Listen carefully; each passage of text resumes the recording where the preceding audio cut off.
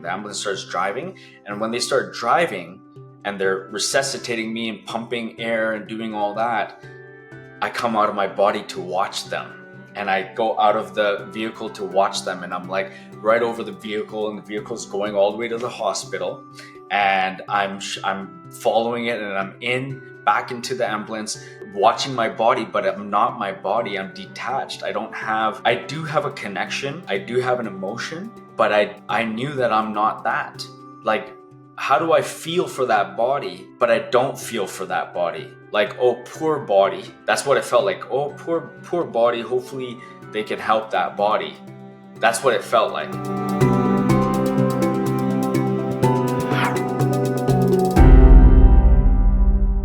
Welcome to the Celeste Ball podcast, Malcolm. Oh, thank you very much, Tanya. I appreciate it. So tell us what happened. What were the events that led you up to the near-death experience? What led to the events of the near-death experience was now very clear to me. It was inevitable. It was my tainted spirit whispering, guiding me, showing me. God, source, the creator, energy was always there, guiding me, talking to me, teaching me, giving me everything that I wanted. But my tainted soul, my ego mind, my ego spirit was not heightened or aware enough to go through the cycles and patterns and karmas differently. So I was unable to change and shift them in reality. And I was just leading towards my ego death. So I was going towards destruction. So when I would get whispers, I would ignore them, and I would say, no, I do want a cigarette.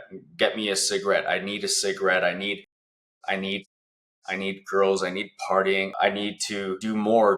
I need to do the ecstasy and then the cocaine and then the Percocet. We need to sniff it. And then I need to do mushrooms, and I need to do cocaine and crack and alcohol. And, and when I was becoming homeless, it was like, I wasn't switching my mindset to, no, I'm not going to be homeless. It was like, okay, this is what's happening. How do I change? I didn't know how to change. So I just was always going towards destruction. It was like, okay, acceptance. So I learned how to accept the inevitable. So when I was getting into, criminal events like assault, drinking, pre-drinking at home or partying, then going to the club, then going strip clubs, then going to the bar, then going to, I was already loaded going there, and I would end up drinking and driving and going home with 5, 6, 7 people in my car. And so I would drive people home, but I was like, so hammered. I was going on curves. It was so crazy that not one person called the cops. Not one cop saw me, but I was going over curves. That's how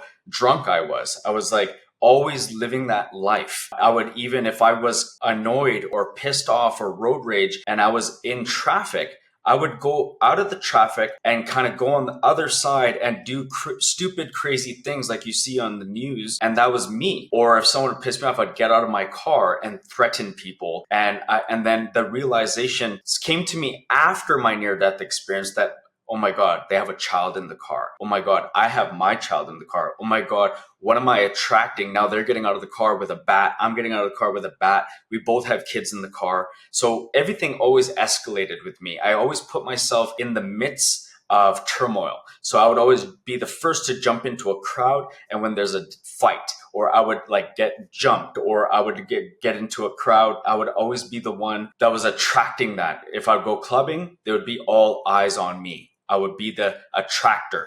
So for some weird reason, I don't know. I do know, but I kind of say I don't know, because now I know. At that time, I didn't know why I was going clubbing and all the girls would stare at me, or all the guys would stare at me, and I would attract fights. I do know why now, but I didn't know then. I was attracting jealousy, insecurity, competition. People were competing with me all the time. Men were always trying to compete with me why is this guy doing everything? Why is it possible that he can get everything? And then they would fight with me or start a fight. The girls weren't even their girls. It was just random people and hours of nobody getting anything. Why is it that I show up and I can get these girls, right? So those kind of things I was attracting. So anyways, long story short, that was my life, just to paint a picture. And then the closer that I got to my near life or near death was, more and more of that trauma, you know, indifference, loathing, family trauma, being a victim, having that mindset, it's their fault. Why did they do this? My mom abandoned me, my dad abandoned me. That, and I would swear, I don't, you know, I would use such harsh words like that bitch, that fucking, you know, like I can swear and use those words, but you'd have to edit them out and people would see how I'm in bad the Middle East. my language was horrible and like horrible. So I would have that perspective on life, have that perspective and judgment and crucifixion on my family, on acquaintances, on friends, on aunts and uncles, and I attracted it back. So nonetheless, this one night, so I was working construction, warehouse jobs. You know, I worked in over 100 different roles. I've worked in over 100. When I say that, I'm not guesstimating. I'm not boasting. I'm not, you know, kind of just saying words like you hear people say, oh, I've worked 20 jobs. I've literally worked over 100, over 100, well over 100 jobs. I've got fired over 100 jobs. I've lived in over 100 homes my entire life. I've been to 9 schools throughout the entirety of my life. I've also, you know, so when I say I've lived in 100 homes, in 1 year, I lived in over 25 homes. In 1 year, I counted that I would move. I'd go to a place into a basement suite or a home in Vancouver or Alberta and get evicted, or I'd get kicked out, or something would happen.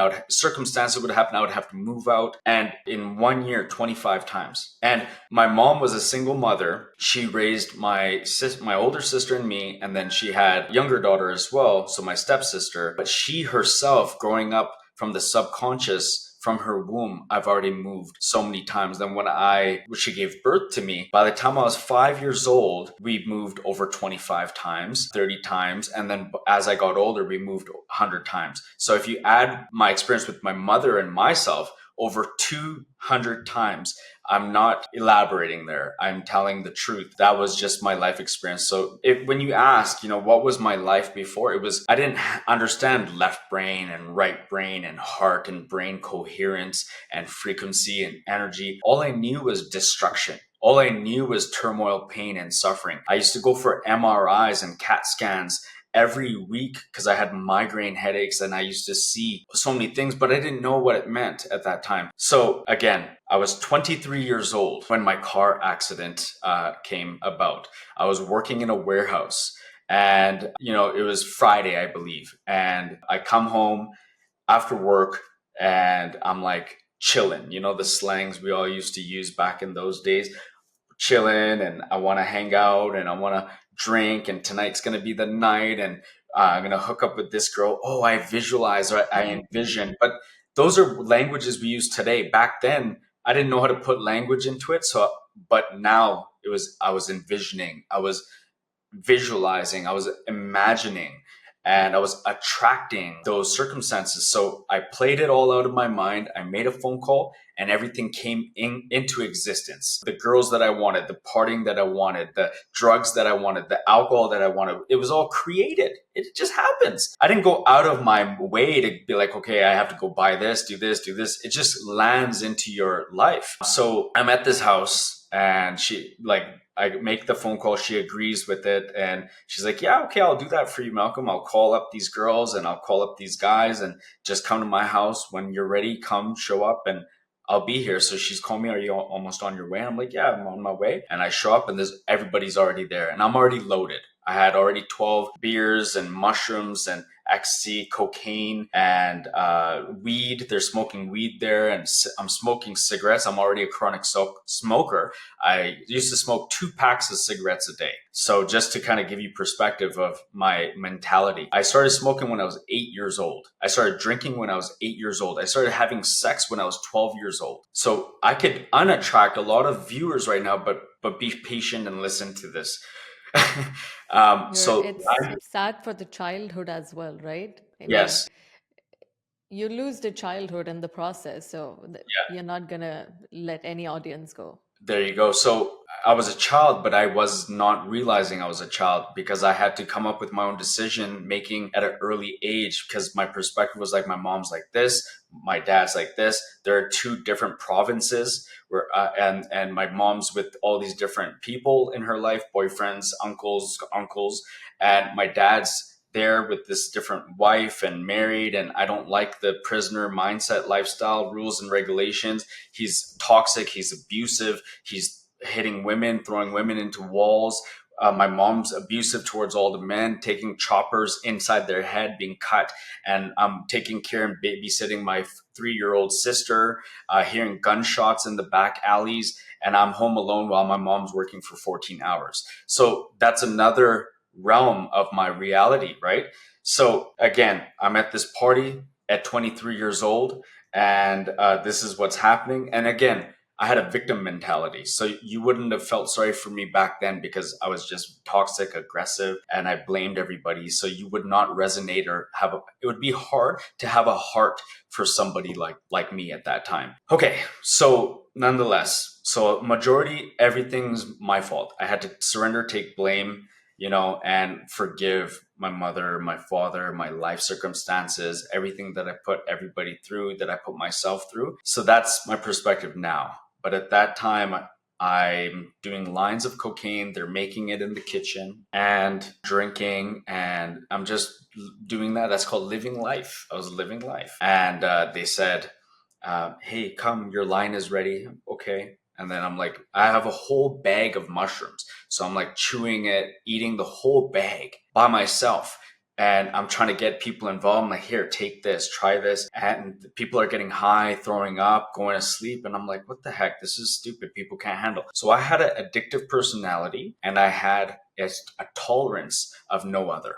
I had a tolerance that I never experienced other people having. Maybe not with drinking like a fish, because I would drink with certain people and they could like just drink 24 packs. But I was able to mix things and not get affected for some reason. Like I would do different things. And so I'm still there and I'm getting bored and I'm like, I want to leave it. My subconscious and my awareness was like, let's go. Why would my spirit do that? Why would my spirit or my consciousness say, let's go have more fun. Let's go party. Let's go find this girl. So that's why I call it my tainted spirit. At that time, it was two ends of the spectrum where there's a whisper saying, you're better than this. Don't do this.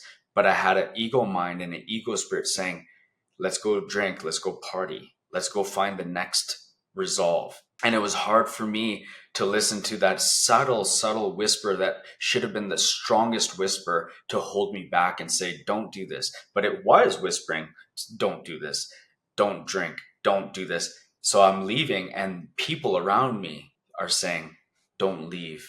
Are you okay? Are you sure? I'm like, I'm fine. I'm good. No, it hasn't kicked in yet. Right. And I go and I'm fine. But I'm not fine after 20 minutes of everything kicking in and going like this. And I forget the address of where I'm supposed to go.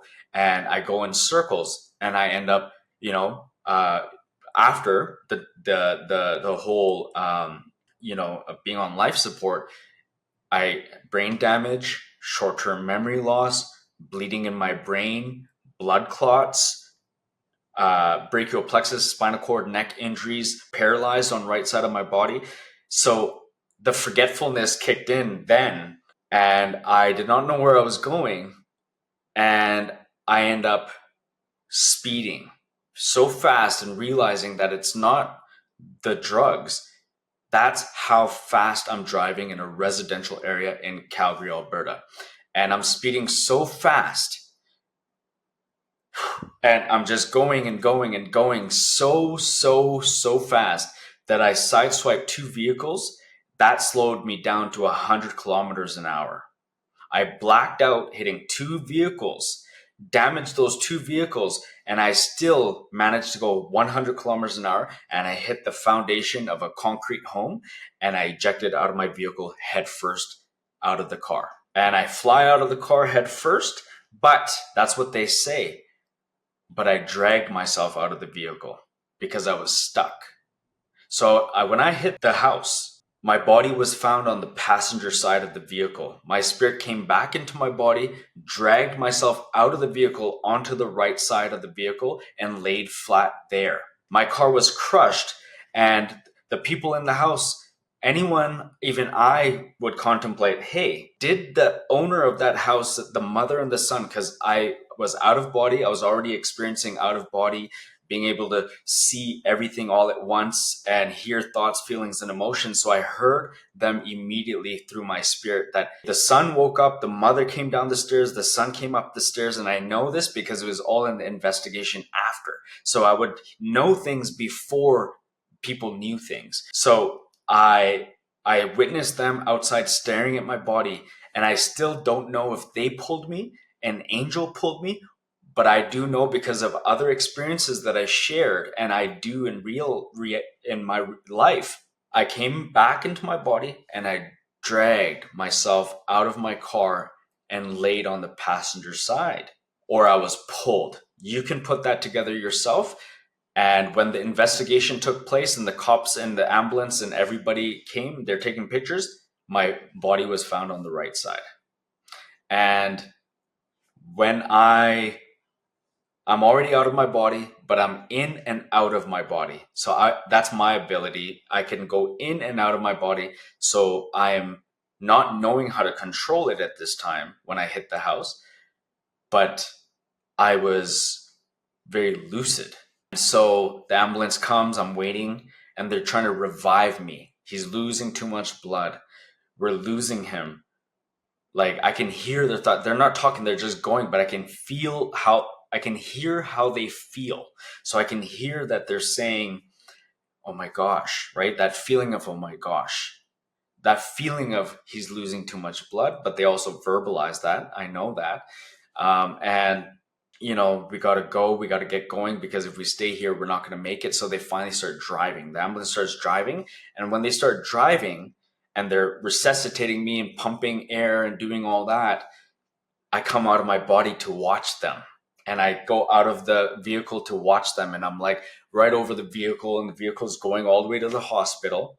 And I'm following it, and I'm back into the ambulance, watching my body, but I'm not my body. I'm detached. I do have a connection. I do have an emotion, but I knew that I'm not that.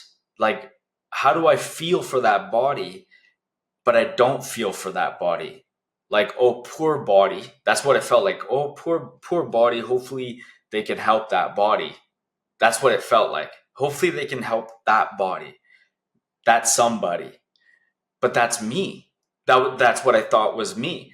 So at that time, I did not understand. And now the languages, I know that the awareness, the spirit, I understand it now. So to give perspective, that was my experience. And so I get to the hospital, and they have me on the gurney, taking me all places for my leg, for testing, for blood, for this. And everyone's shocked. Like, this guy hit a house. Is he alive or is he dead? Is he paralyzed? Is he a vegetable? They don't know nothing. And even after life support, they still did not know nothing for months. They did not know what neck injury I had, what spinal cord injuries I had, if I had blood clots in a certain area. They didn't know if I had brain death. They did not know nothing at all. So it gave me more power to be empowered for myself, because they did not know anything. My spirit knew. I knew everything that was going on with my body. I never attached to the diagnosis. I never attached to their confusion. I never attached to what they said I had. So anyways, I get into the main hospital room. Hours and hours go by. I can hear phone calls to my mother, to the father, to the sister, to the aunts, to the uncles. Then I can hear my mom calling other family members from Vancouver and everywhere. People are traveling, Fiji, Australia, New Zealand. I can hear. I'm there at the same time. It's like, if I'm there at the same time, but I want my spirit to go there, my spirit can go there. But I didn't have to take my spirit there. My in-tuneness, my frequency was there. So if they're having lunch, they're having conversations and having a phone call, and someone's on the phone call, someone's picking up, I'm there. at all of those locations at once. And so I was seeing family eating food and looking around. When people think they saw a spirit or a ghost, that's what it was like. So I was going by the hallway, going into the lunchroom, and I would see my cousin go like this. Like they thought they saw me. And there was other times my mom was on the phone. And I'm seeing her as if I'm feeling her. I feel her on the phone, just like waiting, but I can hear all of her vocals before she verbalized. I can hear everything, what she's going to think, what she's going to say. And then they pick up the phone, and right when they pick up the phone, I enter the frequency and they answer the phone and I'm there. And then I wanted to show up into their car. So they're on a road trip going on vacation and I'm in their car or around their car. I can see my cousins in the back seat and I can see my aunt and uncle in the front. And he turns around and says, Malcolm was in a car accident. We got to turn around. And they're like bummed out because they're bummed out, whatever, who cares? And, but they had to make that decision. My cousins, they go home. I think only my uncle or my aunt show up or whatever. And they turn around. They're on their way to like California or something from Vancouver. And so their plans got canceled. But then not only that experience, but many other experiences. So as I'm going in and out of surgery, I'm also in and out of surgery. I have to be there with my body. I have to feel that I have a connection so I can support my blood flow, my breathing. When I couldn't breathe, I came back into my body and I took out my breathing tube. So my breathing tube was giving me air, giving me oxygen, but it was in a position, and my neck brace was on. It was in a position that I couldn't breathe anymore. But even I didn't have to. I was a spirit. So why did my spirit go back into my body, take out the tube, take out my neck brace? And my mom starts screaming and crying when the nurses come and look at my body because they heard what was going on. And I'm unconscious again. And my spirit's out of my body. And I watch my mom come and scream. And the nurses come and they panic. You took it out? Like you I were took, unconscious, you woke up, you took out the neck brace? yes. I didn't wake up. The power that my spirit gave my body that was paralyzed, listen to this. When I woke up off life support, it was like a ton of bricks hit me, right? Crushed me. Like 1 ton, 2 tons. I was crushed. I hit a house going 100 kilometers an hour. When I woke up off life support, I could not move. So now think of that. I could not move. My leg was broken. My arms could not move. I had to go like this and it would fall down. So I used 2 hands to take off my neck brace. So the spirit gave me the power to take off my neck brace, and I implanted messaging into my mom's brain to give me water. So 20 minutes later, another ability that I did was I influenced my mom to give me water. No one's allowed to do that. When you're on life support, you're not allowed to just go give your kid water. But she had a calling. She had a compelling. She had a intuition, but it was me. I told her I need water. So she said, my son's asking for water, because I went like this. Oh my And my mom saw it in the God. perfect moment. So she read my mind and she saw me, but the nurses thought she was crazy. The nurses thought the whole thing was crazy. They didn't know what to believe, but she was so emphatic and aggressive. She was aggressive. A mother would be aggressive. So she was aggressive, and she was determined to give me water. But they said, we can't, you can give him ice chips. So that was good enough because I was so dehydrated. So the neck brace and the tube was going to be a problem. The water, the dehydration that I had from all the alcohol, all the drugs, could have killed my body, could have shut down my body. So I needed that water. So that helped. Another thing, I was 10 times over the blood alcohol limit. Okay, so this is the first podcast I'm going into details that I've never done before. So trust me, each one, people will find out more. Anyways, my mom then had to make a decision. So the nurses and called the specialist, the doctor, they determined, all right, it's time. He's responding. And so they all gather up There's different groups, different families. They're all discussing. And they decide ultimately, let's unplug him because they're optimistic. He's responding, right?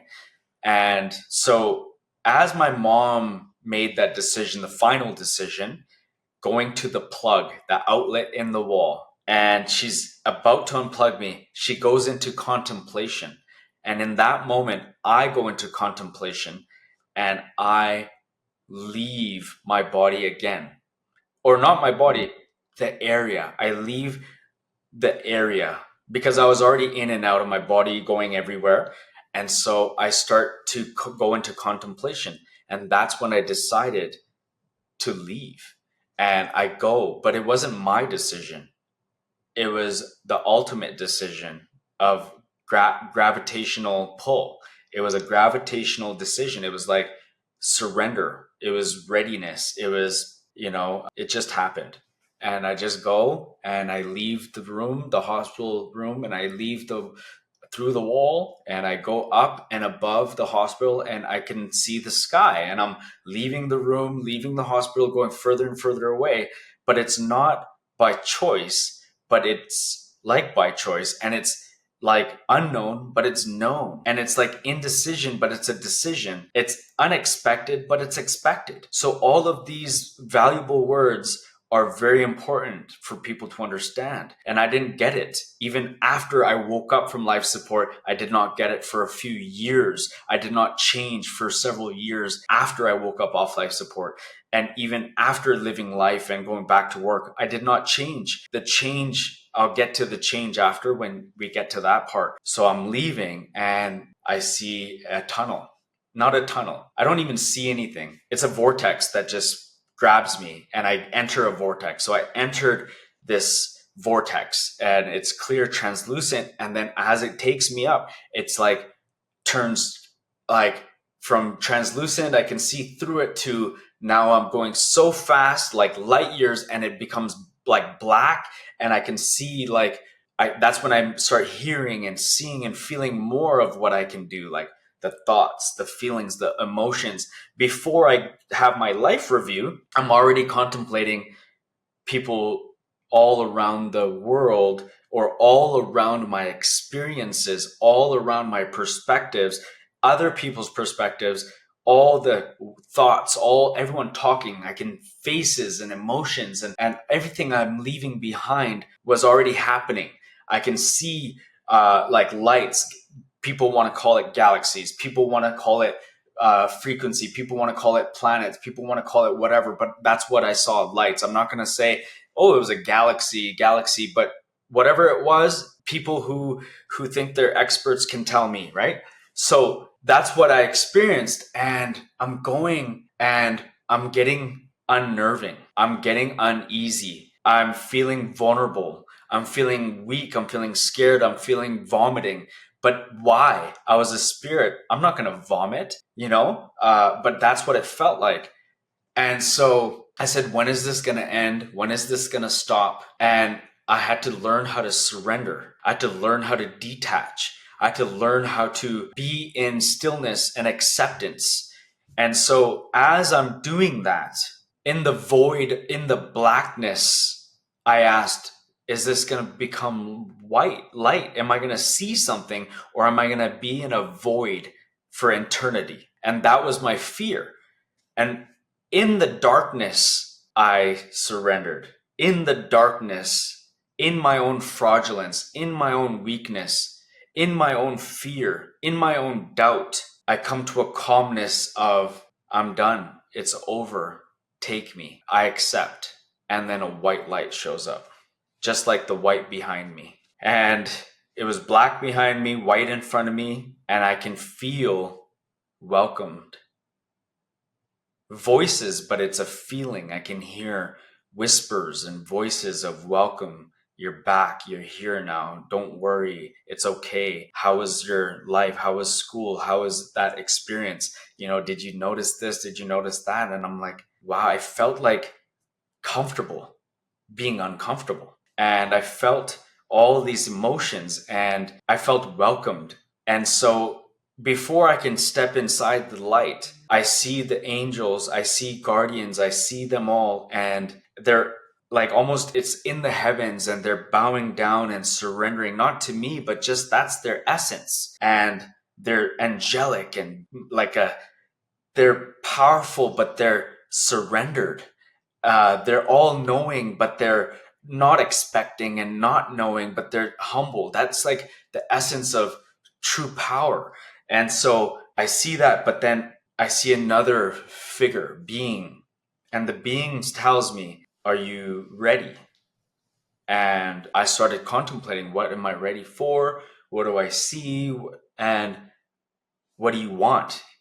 He asked. It was a powerful being, and I didn't know, but I knew, because instead of being confused and sticking with the I don't know what to do, there was an innate knowing inside of us. And that innate knowing knew to see my life and contemplate. And I saw how I treated everything and everybody, and how everybody that I treated, how they felt they were treated. And I saw how I would ask for money and never give it back, or overpromise and underdeliver, or fake promises and lies and condemning and judgment and ego.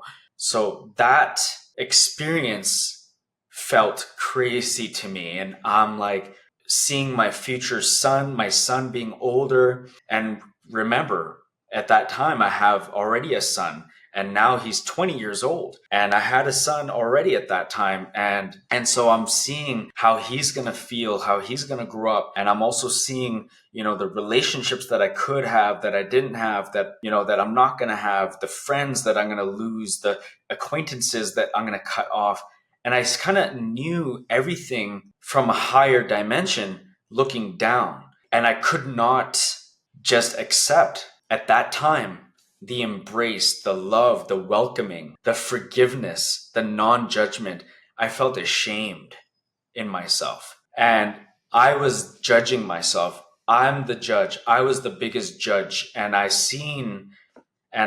looked at Source, the big figure, and I said, I'm not ready. I want to go back. And are you sure? Was asked to me. And I said, I'm ready. And as soon as I said that, I went back the same way I entered. It just disappeared. Everything disappeared. And I went back down, and I'm like just going into the void, the black, the experience. And I did not know nothing anymore. I forgot everything.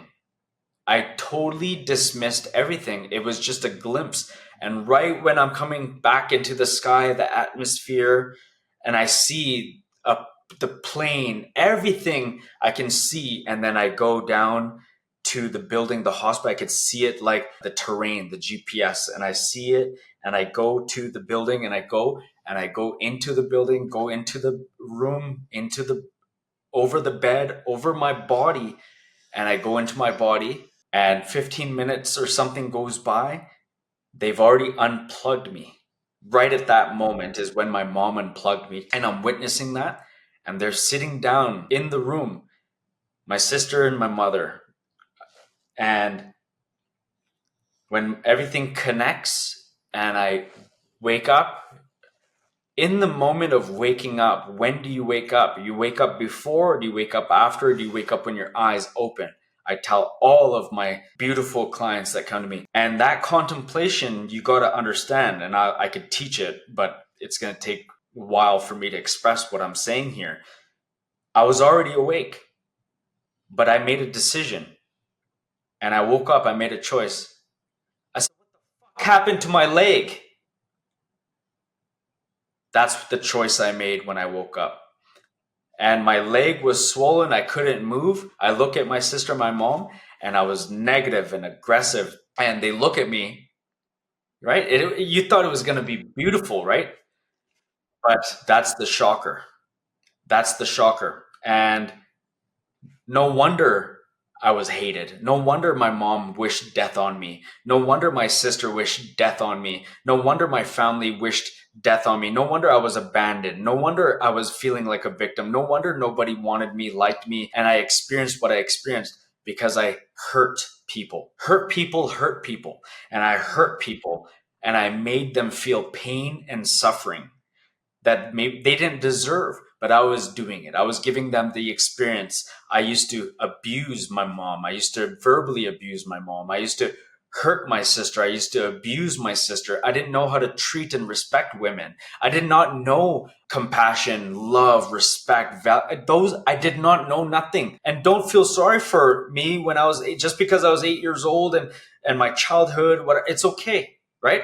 So that's what I had to realize. But nonetheless, my mom looks at me and says, that's what you have to say after waking up from life support. You should be grateful. And I felt those words, instead of receiving it with love, those words to me were daggers and cuts to me, because my whole life I was always told and condemned and put down, and the abandonment issues, and my mom choosing men over me, my dad choosing women over me, the wives, or people giving up on me, cheating, relationships. So to me, everything was a cut, everything was a dagger. I did not know how to receive love. I did not know how to receive compassion. So to me, it was a trigger. Everything was a trigger. And I'm like, so I said, my leg, right? That was me. And I did not know how to acknowledge and comprehend and receive anything. I was rigid, hard, more than ever. And so as the experience went on, I was already healing. I was already knowing. I was already aware of my experience that nobody understood or knew. While I was mad, while I was hurt, while I was upset, I remembered every now and then.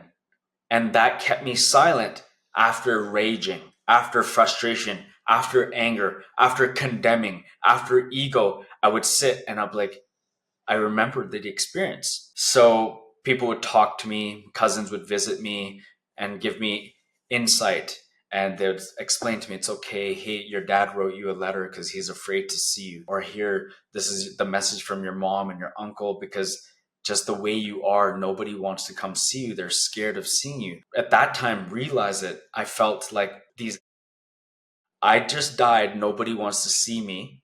That was my mindset.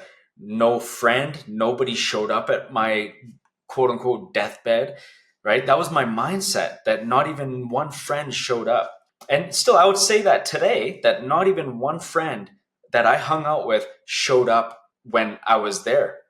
The people that you hang out with, that you drank, you did everything and you just cared for, nobody showed up. I remember one friend visited me, one person, and she wasn't even someone that was all for years my friend, but we became friends and she visited me, I remember. But family showed up, the same family that wished death on me, that abandoned me, that chose men over me, women over me, that said, I wish you died. I wish you got run over by a bus. So it was hard for me to see past that, being condemned. And I just wanted to throw it in their face, lash it out, take everything brushed under the carpet that they say, oh, it's okay. That was from the past.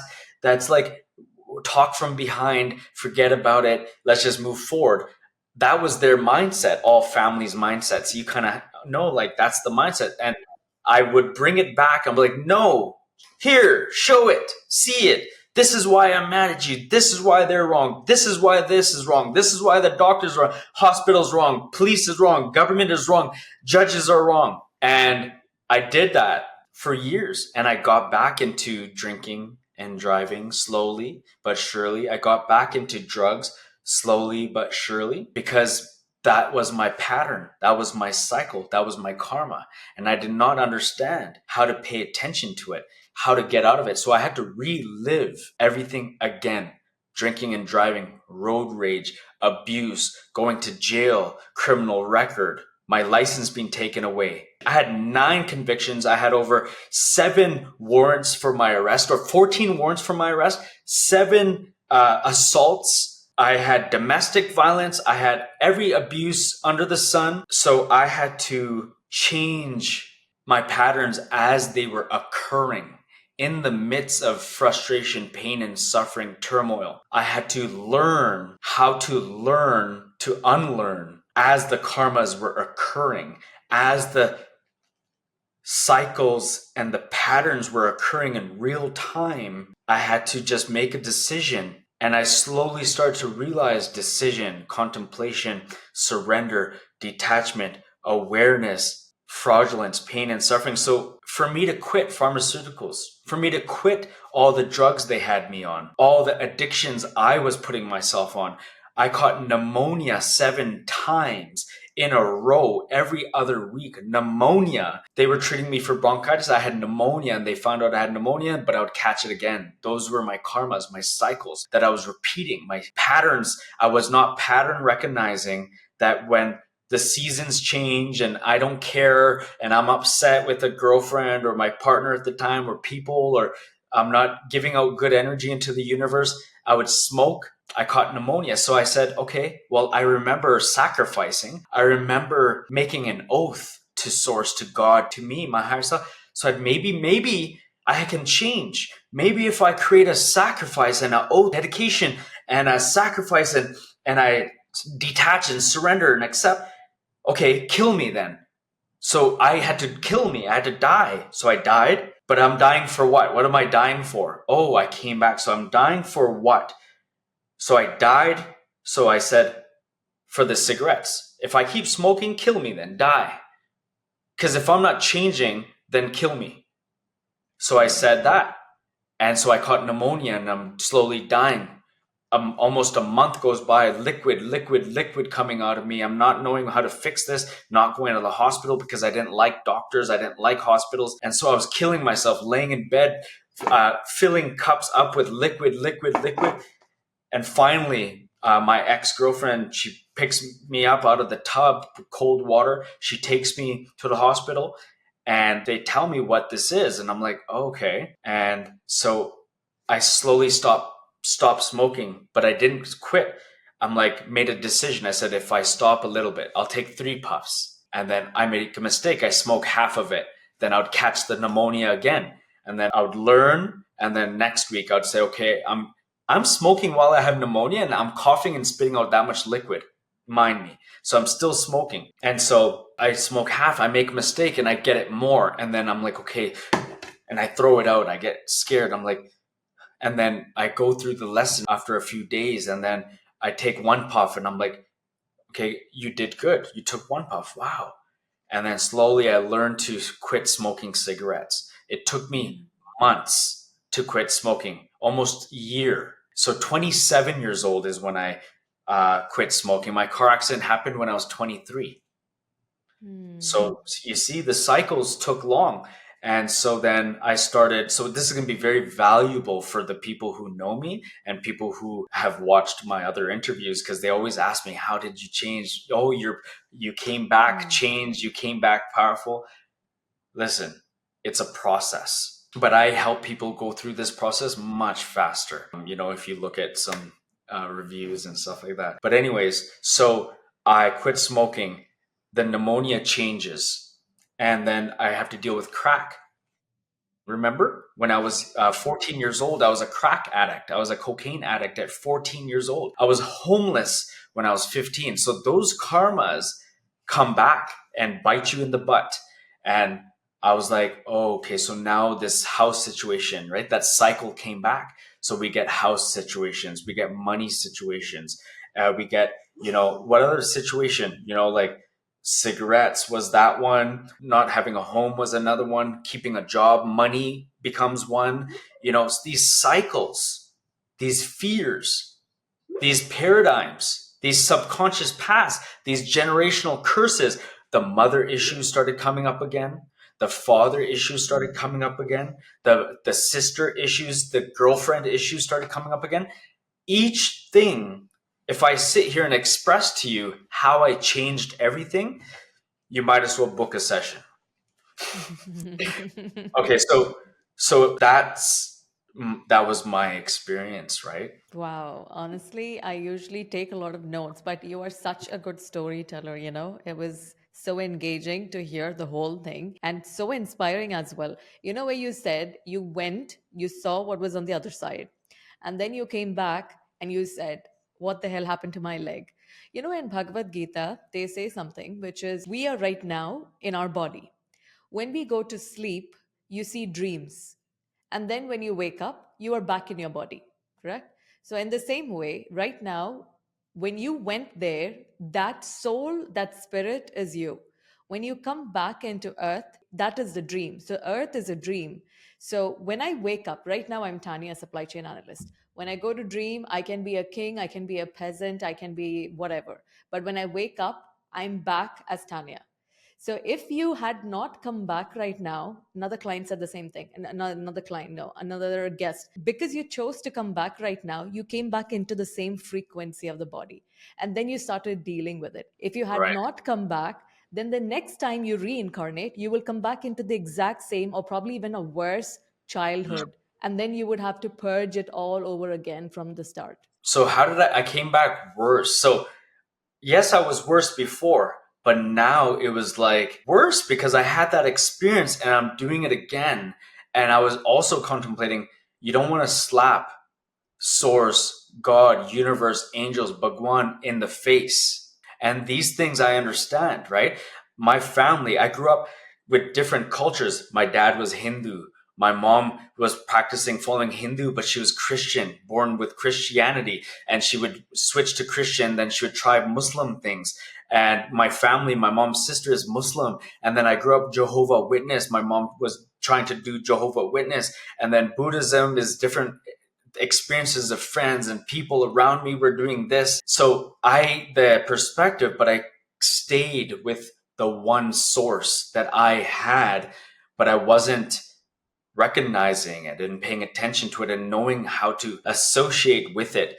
And that's when I started changing. Then I learned how to associate with it and learned the frequency better. Then I started to understand, oh, now I am powerful. So it took me time to understand, but I was already healing. So I missed a chapter here. I was diagnosed with brain damage, short-term memory loss. I had 75% of nerve damage all over my body, in my head, in my muscles were torn, my ligaments were torn, my tendons were destroyed, my arms were gone, like half off, not broken, but like muscle tearage, nerve damage, tissue, everything was like torn. I had a tibia fracture, my lung collapsed.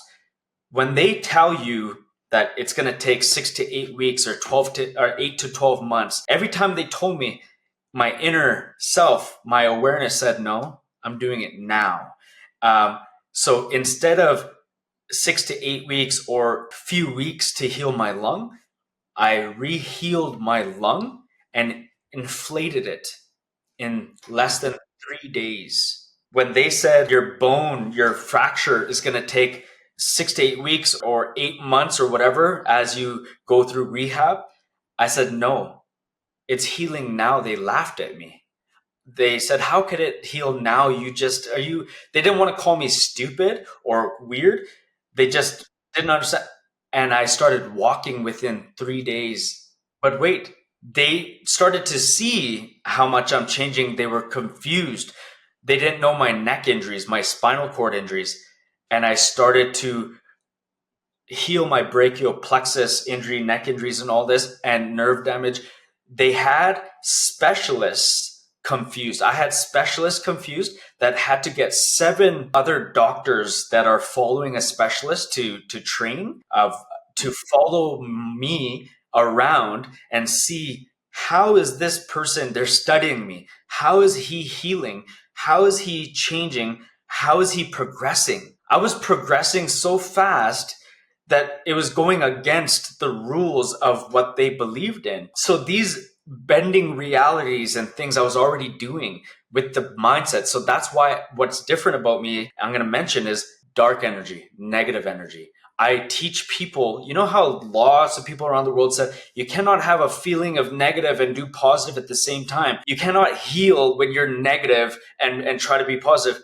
Well, I did it and I do it and I teach it. And I'm not saying negative like you're being abusive. I was going through all of that. So I'm not advocating, but anyways, it's based on your listeners and your followers, I don't think. But regardless, I'm not saying that in that way. What I'm saying is, how do we address our fear, our pain and suffering? How do we address our ego? How do we address our inadequacies when we feel emotions and things are falling down and going not our way? And there's a way to do these things. If I can do those things, you can do those things. This is how I was able to heal some clients and patients and people who come to me and I'm not healing, sorry. I'm guiding, teaching, doing what I do with guided intelligence, and they're healing in front of me. There are things that are happening and they're telling me about revelations and synchronicities and things occurring so fast, and they've tried everything under the sun. And it's possible. Right. So they didn't get it, the hospital, they didn't get it, the specialist, they didn't get it. But I had that awareness, that knowing, and I was doing it and I proved it. I was already in the minds of psychologists, therapists, counselors, healers. I was already in their minds. So how can they come and try to do their work when I was already helping them? I was already strategically understanding their direction in advance. And this is why I have clients like that now. I just wanted to address the healing part, right? Because we didn't get to that. So I walked out of the hospital. They discharged me out of the hospital in 6 days. So from waking up to 6 days, I had to go to Care West facility. It's a rehabilitation center. So I was there for less than a month. And then they're doing rehab, stretching me, mobilization, things like that. And then guess what? After 1 month of walking out of the hospital from life support, they tell me, no, they didn't tell me nothing. They're giving me pharmaceuticals, loading me on morphine, Percocet, everything they could do, killer, back pain killers, nerve stuff, brain stuff, psych ward, medication, because I thought I was crazy. So they're giving me things to suppress my brain. And that's what people need to understand to get out of the system, right? So anyways, I was out of it while I was on it, and I was raising the blood pressure machine. And I said, listen, I feel something in cold wishing in my brain. You're giving me things to suppress my headache. I told the specialist that came and see me when they do the checkups, you need to send me in. They're like, no, Malcolm, we can't, we have to wait. We don't know what. I said, I know what this is. Don't you see what I'm doing? It's me that's in control. I'm the one raising the blood pressure machine. Your damn nurses don't know shit. I'm the one telling them where to go, what to do. They don't know nothing. They don't know what they're doing. I know what I'm doing. And I said, you don't know what you're doing. You're talking to me. I know when you're coming into this hospital before you even know you're coming to see me. I know you're coming to talk to me. So I'm speaking like this to them. I'm telling him that he needs to be aware of what's happening. I said, no, I know it's water, but he knew it's blood, because how can it be water? So they end up taking me to a CAT scan the same day, not MRI. And they come to find out I have 20 cc's of blood building up in my brain that's not being absorbed. So then he has a talk. I said, of course you're going to have a talk with me. I'm the one that told you to do all this. So it comes across egotistical. So I also had to learn to not do this. So even though I'm talking to you, telling you and giving you an expression, I had to change this to change circumstances, because I could do it differently now. I don't have to talk like that to get things to happen. That was then. This is now, right? So now I do it differently. But at that time, I was talking like this. And so he said, Malcolm, you got to understand it costs $1,000 or whatever for each scan. And so I said, listen, I don't care. You're going to put me through the scan. I know what it is. Okay, thank you for telling me it's blood and what it's not being absorbed. What does that mean? He's like, well, Malcolm, potentially this is another 50-50. I said, what do you mean? He said, well, this is, as hard as this may be to accept, this is another life or death situation. I said, what do you mean? I was like, I had that experience. I had to go through surrender. Now imagine this, going through surrender, detachment, pain and suffering, decision while being awake. So I'm awake and I'm going through all this anger, frustration, noticing, realization, observation, witness, noticer. He says, you have to call your loved one, call your mom, call whoever you have to call. And I'm like, okay. So I call and my mom's like shocked. And because I didn't care, I didn't even want to call her reluctantly. I call her because I'm like, okay, if I die, she's not going to know, right? So let me call her. And I'm like, uh, I'm just letting you know. And she's like, what? You just had surgery. You just had everything. everything's okay. I said, no, they tell me I'm bleeding in my brain now and it's not stopping, it's building. And, they tracked it now. And I said, I have to do this. What are you going to do? I said, well, if I don't do it, it's going to keep bleeding and it's going to just spread and I'll die, right? So I have to go get it released. They have to drill a hole in my skull. And so my mom said, okay, well, God bless and read The Secret and just don't worry about it. And I already had this thing with my mom where it's like, it's easier said than done. It's like, I felt it but didn't feel it, but I tried to feel it. I'm like, okay, fine. I will listen to you, mom. So I know what came over me. I came over me and I had to just embrace, relax, surrender, have a future premonition. I had to have an envision. I had to imagine. I had to create, but at the same time, I had to detach. So then I go and they drive me to the hospital and I see the specialist and they're giving me the anesthesia and all the stuff, and the lady is there and he's getting his gloves on, everything ready, putting the iodine on and all that, and I'm like feeling numb. He's like, do you feel numb yet? I'm like, yeah, I stopped doing that. And so he's like, okay, you ready? I said, so I'm not sleeping? He's like, no, you have to be awake. And he's all confident. And I'm like, I'm taking it as arrogance. I'm like, why isn't he comfort me? Like, he's arrogant because he's saying you're going to be, but I'm arrogant. The way I perceive is arrogant. The way I was perceiving was judgment, ego, condescending, condemning. I was all those things. So what happened was he turns it on. He's like, turning it on is like, and it's just like when you go to a dentist and they're doing all that and you can feel cold and everything going. That's what that felt like. And I feel it all. And it goes and it stops right at that flap. And he opens it up and he peels off and all the blood comes gushing out. And he said, okay, we're all good. Everything's done. I said, what do you mean? He's like, I said, are you going to put a tube? I'm talking, right? And I'm like, are you going to put a tube? He's like, how do you feel? I said, I feel relieved, right? Like I feel good. He's like, good. You're good. We're just going to stitch it up, staple it, and you're good. I said, so what if it bleeds again? What if it bleeds more? He said, well, we'll just have to take that chance. But he said, I'm confident that it all came out. I don't see any tears, anything. Maybe it was just trauma to your brain, and we relieved it. And I said, okay, fine. But I think it was good because I wouldn't want a tube out of my head for months anyways, right? So, because there were people who had tubes out of their stomach. They had bags in their stomach. There was so much trauma that I witnessed there in the hospitals, right? And so as I'm healing, I forgot to tell you, they didn't give me any Tylenol or T4 or painkillers for 2 to 3 hours after he was done.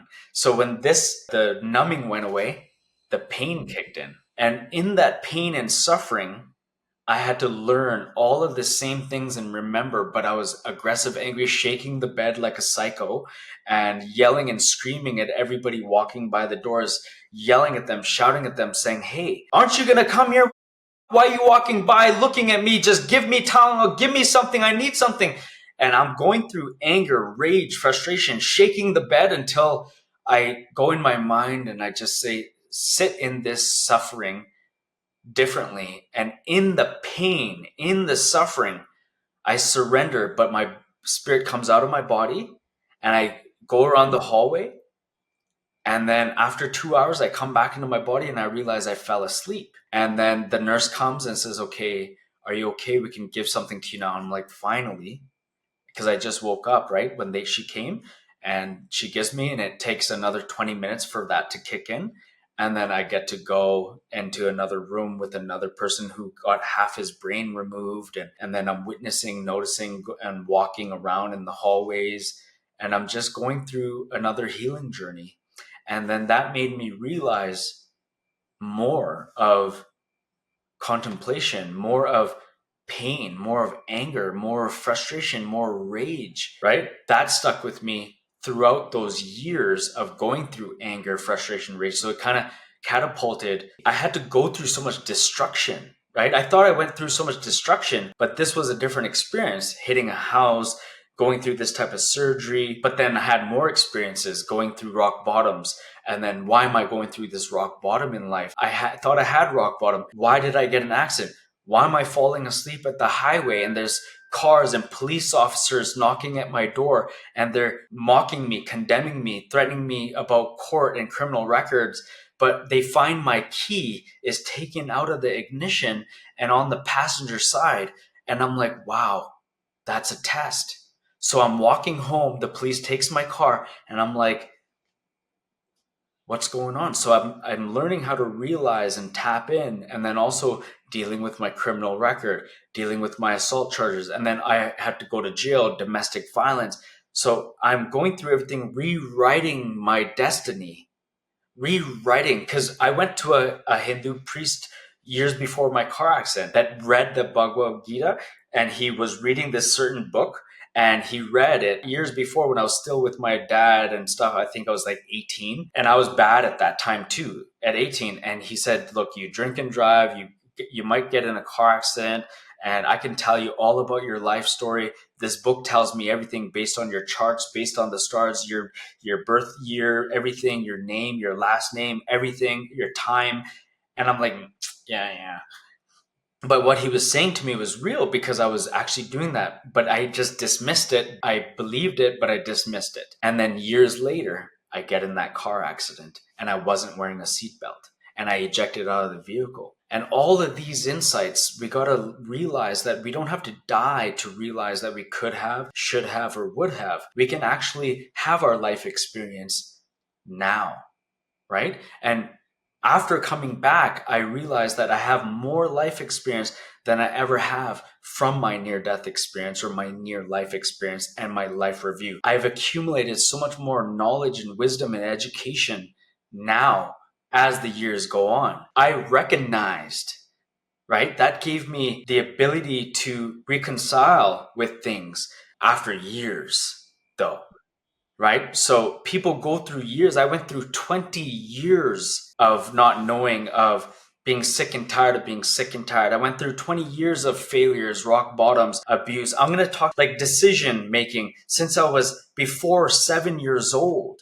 If I was already smoking and drinking and thinking of sex and girls at 8 years old, imagine how my life was when I was 6 years old, 5 years old, 4 years old. I did a hypnosis where I remember being in the womb and it was cold, lonely, and I felt scared and worried because my mom was with my dad at that time. He was abusing her, kicking her in the stomach, hitting her. She drank bleach when I was in her stomach. I lived through all the abuse. Why do you think by the time I was 1 years old, they divorced? So people want to say, I read Akashic records. We chose this life. We chose this spirit. I understand that. But my message is we are making a choice. We can rewrite our destiny. We can choose differently now. You don't have to live in that narrative. And just like the diagnosis, you don't have to believe in those narratives, those diagnoses, or that, oh, I went to this healer, this Akashic record person told me this. And once you self-identify, that's it. Don't do that. So I rewrite people's subconscious thoughts and paradigms and generational curses so then they can transform faster. Don't identify with those things. Don't feel those things. Go through all these adjustments now, faster, quicker. You know, there's so much that we can be doing to change. I'm just saying. You have a lot of clients that you deal with, right? Yeah. Currently, from all the clients that you deal with, what is the number one problem that they come with? Like, what do you think is the biggest issue that we are facing on the planet? That's a great question that you probably didn't have written down and you thought of. That's a good thought question. I've come to realize that I need to say that everyone is individual. They have their own unique experiences. They are divine and they need to know that and feel that, right? So I need to say that first. But my understanding is, and they'll come to realize after going through everything and growing through everything, is that we are all divine. We are all experiencers. We are all observers and noticers, witnessers. And the thing is that I work with the best people in the world.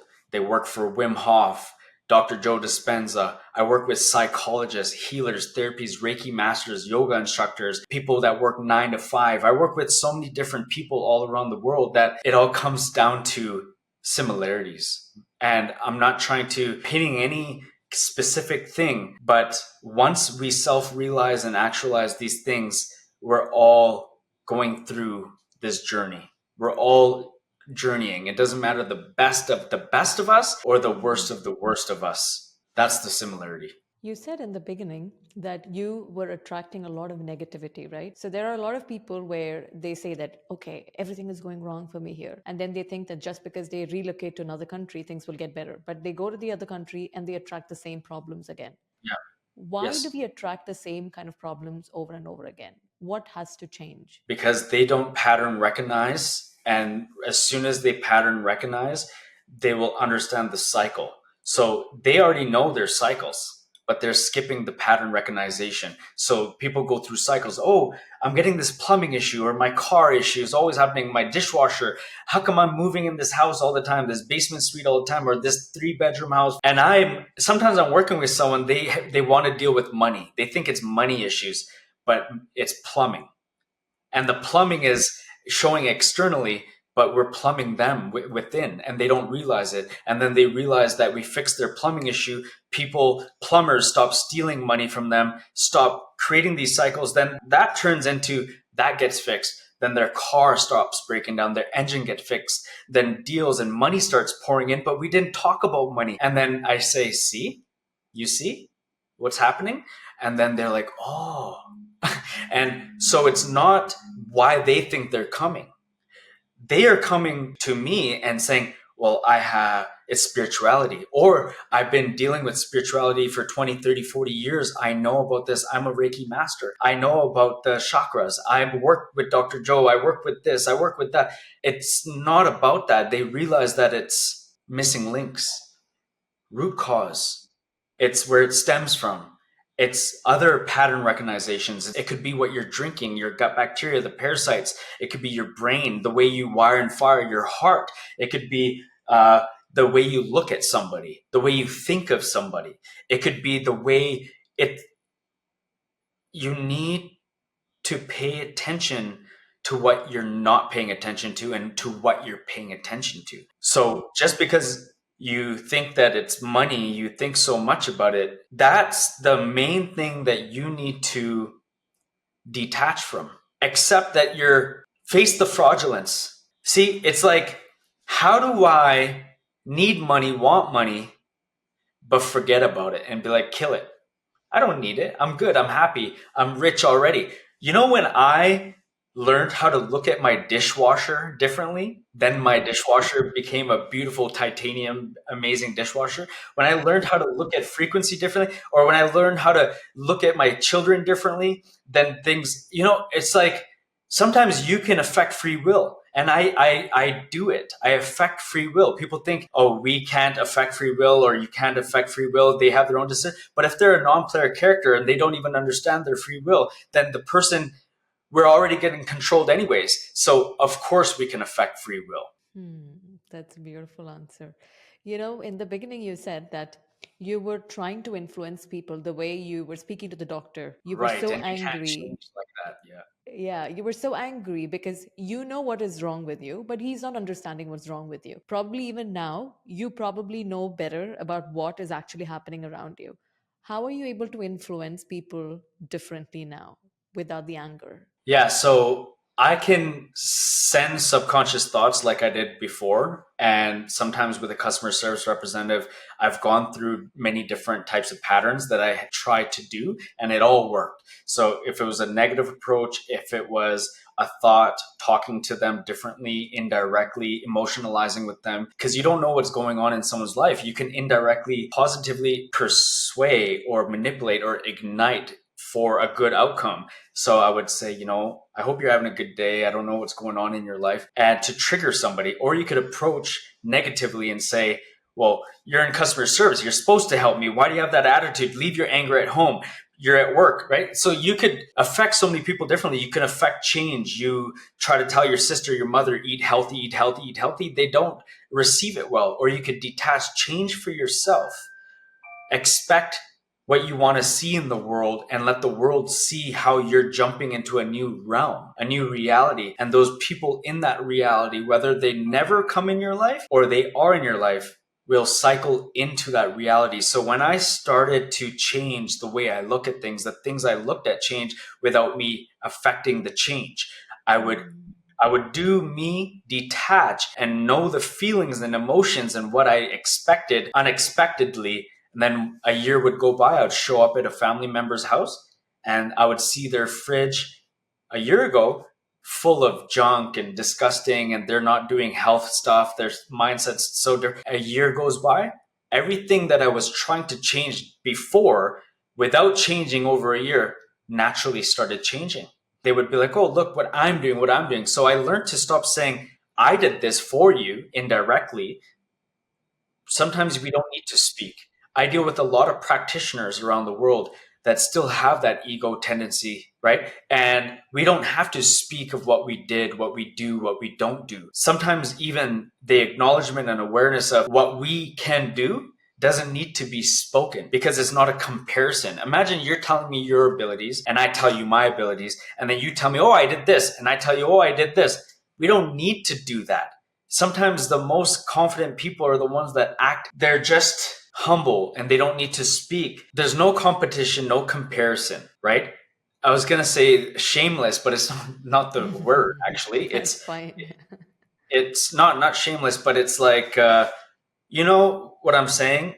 It's in that, Boasting about what they have or show yeah, off. in that moment, that awareness is not there for a lot of people, and it's that recognizing of that stillness and the subconscious thought, the neurons, the wiring and firing in our brain is conscious, our cells are active, our body can hear us, our everything is aware. So if you are speaking ahead of your thoughts or you're thinking ahead of your words or your thoughts, it all comes and arises from somewhere, either out there, within here, wherever. There's an awareness we can tap into, feed or capture the frequency in advance. Like I can hear thoughts coming before it even comes because that's what I've worked on for all these over a decade, almost like 15 years.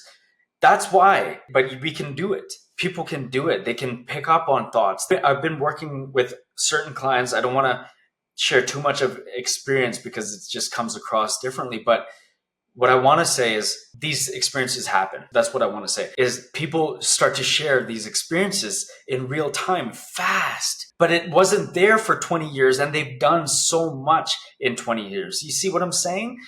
It's like we do have, there are people that can do this and have that ability. And it doesn't matter where you are, you can only enhance where you are. We're capable. And this is something you were able to teach people because a lot of people are not aware of it. That's beautiful. Absolutely.